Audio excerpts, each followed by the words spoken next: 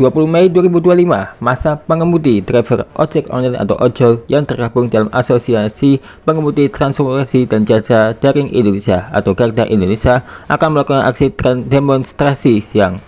Setidaknya ada 1.000 massa aksi yang akan turun ke jalan dan membawa 3 tuntutan. Salah satu bentuk pelanggaran regulasi yang dimaksud oleh asosiasi adalah pada potongan biaya aplikasi. Dalam keputusan Menteri Perhubungan atau Kemenhub nomor 1001 tahun 2022. Dalam aturan tersebut, potongan biaya aplikasi maksimal 20%. Nah, seputar demo memang bukanlah hal yang paling mustahil ya. Memang sudah sering terjadi di Indonesia. Terlebih lagi kerusuhan yang terjadi di Indonesia merupakan kerusuhan terbesar dan paling memakan korban. Inilah deretan kerusuhan terbesar di Indonesia.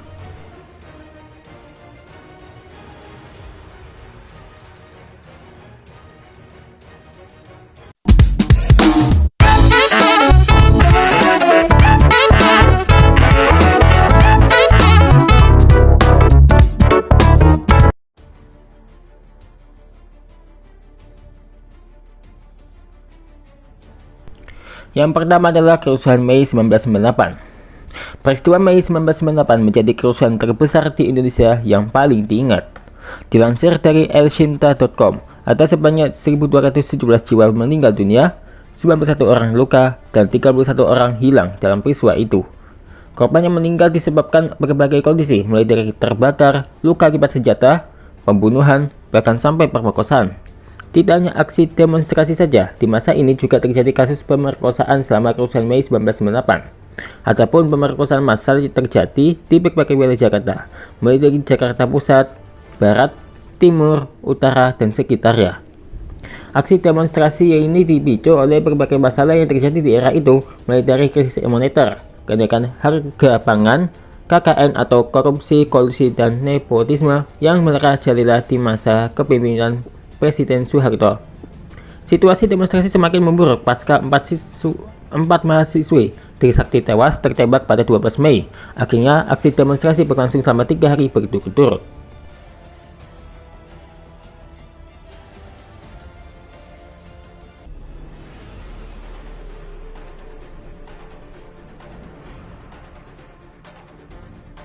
Selanjutnya adalah konflik sampit. Konflik sampit atau perang sampit atau tragedi sampit adalah sebuah peristiwa kerusuhan antar etnis antara suku Dayak asli dengan warga migran Madura yang terjadi di Pulau Kalimantan pada tahun 2001. Peristiwa ini pertama kali terjadi pada 18 Februari 2001 dan berakhir di penghujung tahun tersebut. Dilansir dari sejumlah sumber, alasan utama terjadinya perseteruan kedua etnis ini berawal dari pertumbuhan populasi migran Madura di Kalimantan Tengah yang memperketat persaingan ekonomi masyarakat lokal. Namun kerusuhan baru terjadi saat salah satu rumah warga Dayak menjadi sasaran serangan pembakaran.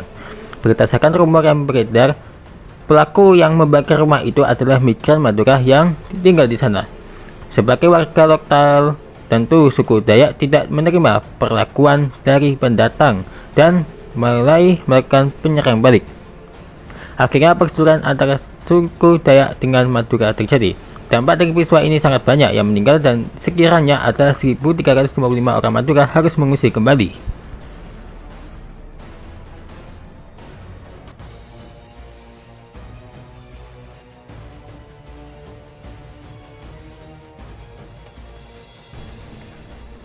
Kerusuhan Poso terjadi pada 25 Desember 1998 sampai 20 Desember 2001. Asal muasal peristiwa ini terjadi di sebuah bentrokan kecil antar kelompok pemuda yang berakhir menjadi kerusuhan bernuansa agama. Kabupaten Poso adalah salah satu dari kabupaten di Sulawesi Tengah yang mayoritas penduduknya memeluk agama Islam. Namun pada saat itu pemerintah setempat dalam fokus program transmigrasi sehingga pendatang dari Bugis, Sulawesi Selatan datang ke kabupaten ini. Awal kerusuhan terjadi pada 24 Desember 1998, di mana ada seorang pemuda yang berasal dari mayoritas Protestan menikam seorang pemuda Muslim. Konflik pertama berhasil diselesaikan dengan baik oleh kedua pemuka agama yang sepakat bahwa alkohol adalah sumber masalahnya. Akhirnya, Polres Poso mulai menyita dan menghancurkan minuman keras yang beredar di sana. Namun ada satu toko yang ingin disegel oleh pemuda Muslim yang sedang dijaga oleh pemuda Protestan.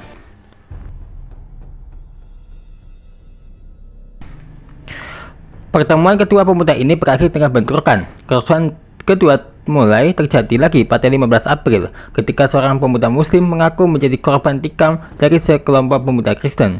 Pihak muslim yang tidak terima langsung membalas sampai akhirnya kerusuhan antar agama terjadi. Pada bulan Mei 2000, kerusuhan mulai memburuk setelah terjadi aksi penculikan dan pembunuhan di Kabupaten Poso. Bahkan banyak wanita dan anak-anak yang menjadi korban penculikan dan pelecehan seksual di tahun itu. Konflik ini akhirnya berakhir pada 20 Desember 2001 dengan perjanjian damai antara pihak Kristen dan Islam dengan menandatangani perjanjian deklarasi Malino. Dikabarkan ada sebanyak 577 korban tewas, 384 luka, dan 7.932 rumah hancur dan 510 fasilitas umum terbakar pasca kerusuhan Poso itu.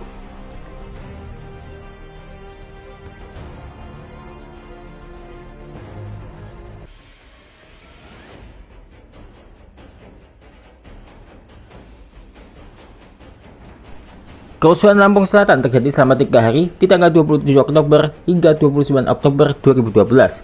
Sama seperti di Poso, kerusuhan Lampung Selatan yang juga terjadi pasca program transmigrasi yang diadakan pemerintah saat warga Bali masuk ke Lampung dan tinggal di Lampung Selatan. Warga Bali yang berada di sana kemudian membangun perkampungan bernama Bali Nuraga, Bali Agung, dan Bali Napal. Konflik baru muncul saat 10 pemuda bersepeda dari desa Bali Nuraga. Namun, rombongan ini tidak sengaja menyerempet motor yang dinaiki 2 gadis dari warga desa Agom. Para pemuda itu berniat untuk menolong 2 gadis itu dan harus menyentuh tubuh mereka. Sayang, warga lain yang terlibat kejadian ini justru beranggapan bahwa para gadis telah dilecehkan oleh rombongan pemuda. Buntutnya, warga desa Agom membawa 50 orang sambil membawa senjata tajam ke desa Bali Nuraga. Bentrokan antar 2 desa mulai terjadi pada Sabtu malam 27 Oktober 2012. Bentrokan kedua etnis ini baru berakhir pada 29 Oktober setelah kedua desa membuat kesepakatan damai dan tidak saling menuntut secara hukum.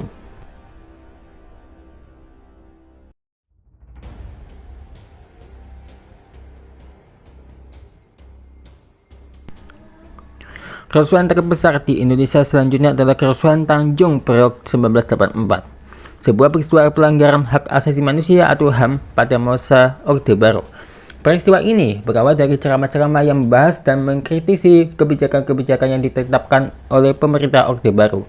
Salah satunya adalah kebijakan menjadikan asas tunggal Pancasila sebagai asas tunggal ideologi bangsa Indonesia. Tidak hanya itu, mereka juga memasang pamflet dan spanduk berisi kegelisahan terhadap kebijakan baru ini di lingkungan masyarakat.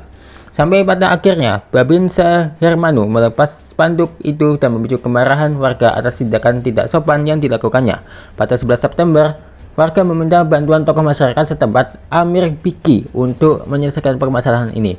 Esoknya beberapa orang mubaligh mulai menyampaikan ceramah di tempat terbuka dan membahas masalah politik dan sosial, termasuk kasus bentrok antara Babinsa dengan warga.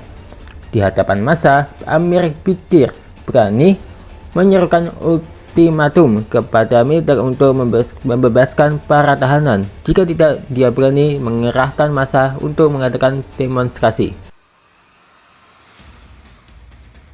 Selesai menyerukan ultimatum, berkumpullah sebanyak 1.500 demonstran yang ingin bergerak ke kantor Polsek dan Koramil. Dalam perjalanan demonstran ini dikepung dari 2 arah oleh pasukan bersenjata. Kerusuhan mulai terjadi dan dari berbagai penjuru terdengar suara letusan senjata. Beberapa dari mereka tumbang berlumuran darah. Mereka yang selamat berusaha bangkit menyelamatkan diri. Usai kerusuhan, media menyebutkan ada 20 orang tewas dalam kerusuhan. Namun catatan resmi yang beredar saat ini memberikan total 24 korban tewas dan 54 terluka termasuk anggota militer. Namun pernyataan para korban yang selamat melaporkan ada lebih dari 100 orang tewas dalam kerusuhan Tanjung Priok ini.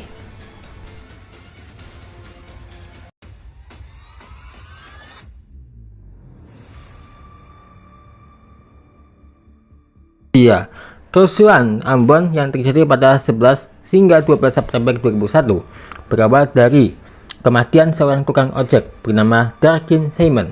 Darkin Simon diketahui mengalami kecelakaan tunggal dan menabrak rumah seorang warga bernama Okto di daerah Gunung Nona menuju Pos Banteng. Berdasarkan kronologinya, meninggalnya Darkin Simon terjadi setelah kecelakaan. Namun entah berasal dari mana muncullah sebuah dugaan yang menyebutkan bahwa Darkin meninggal karena dibunuh. Akhirnya terjadilah pertikaian antara dua kelompok yang saling melempar batu dan merusak fasilitas umum.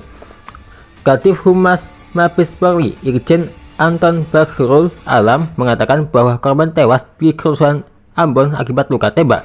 Anton juga menyebut bahwa ada 65 warga yang mengalami luka ringan dan 24 mengalami luka berat.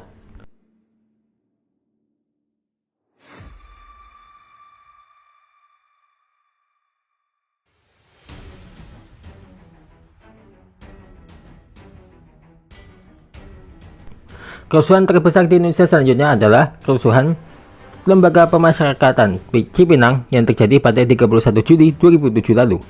Kerusuhan ini terjadi di persaingan antar geng narapidana asal Jawa Timur dengan geng Ambon, Palembang, dan Batak. Peristiwa tawuran ini melibatkan ratusan narapidana di sana. Bahkan tak sedikit pengunjung lapas turut terlibat dalam tawuran tersebut. Pasca kerusuhan dilaporkan ada 2 narapidana dari geng Jawa Timur tewas. Salah satunya adalah Cak Montes selaku ketua suku Arek atau sebutan untuk narapidana dari Jawa Timur.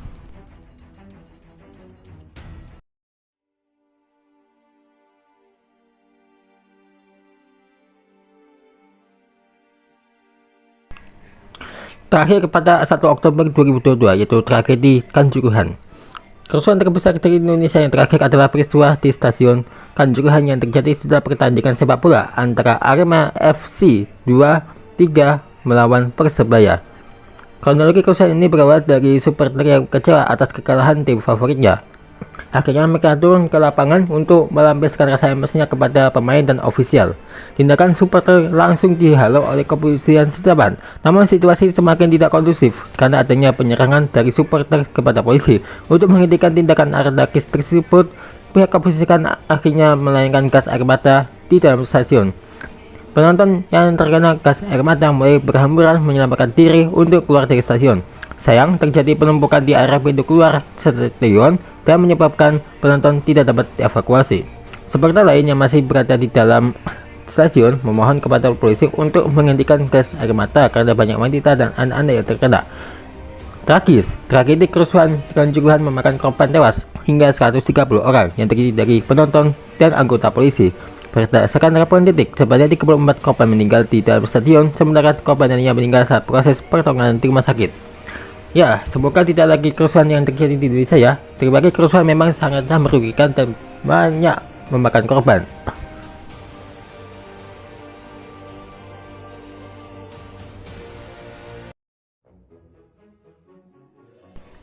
Gak di Minecraft, gak di kartun, logikanya ini loh. Bikin gak habis pikir deh. Ada loh, bebek yang gak pakai celana malah malu kayak gini nih. Ada juga tuh, anjing yang pelihara anjing. Emang ada. Bahkan kalau kita jatuh harusnya kan langsung jatuh. Tapi kalau ini sih ya udah, sesaat lagi kita akan tunjuk ini beberapa logika kartun yang bikin gak habis pikir. Otak kalian nge-lag gak nih lihat ini?